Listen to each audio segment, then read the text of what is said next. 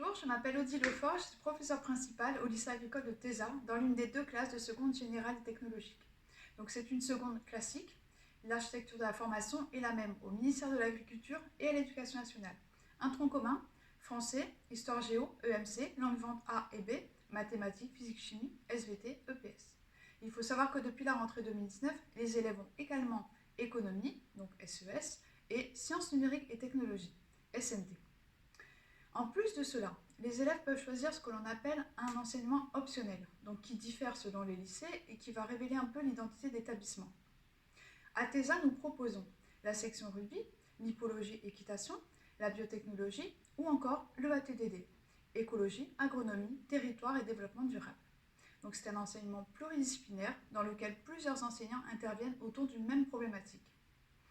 Donc ces enseignements ne sont pas obligatoires comme son nom l'indique, mais il est toujours bien de les choisir parce que cela donne un aperçu des formations qui sont proposées pour la suite. Par ailleurs, l'élève peut choisir de suivre ce que l'on appelle l'euro-anglais. Donc ce sont des enseignements qui sont dispensés en anglais, donc notamment l'histoire-géographie ou les matières scientifiques. Nous avons vu le tronc commun, nous avons vu les enseignements optionnels, il reste l'accompagnement personnalisé. Donc il s'agit de quelques heures qui sont dédiées à l'approfondissement, mais aussi, et c'est très important, à l'orientation.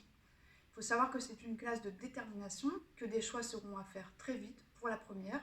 L'élève va mûrir pendant l'année de seconde son projet d'études, son projet d'orientation, voire son projet professionnel. Et l'équipe éducative, en lien avec sa famille, sera là pour l'encadrer, pour l'accompagner au regard de ses aptitudes, de ses capacités, de son profil et de ses aspirations. Donc je pense que le fait que nous soyons une petite structure est véritablement un atout.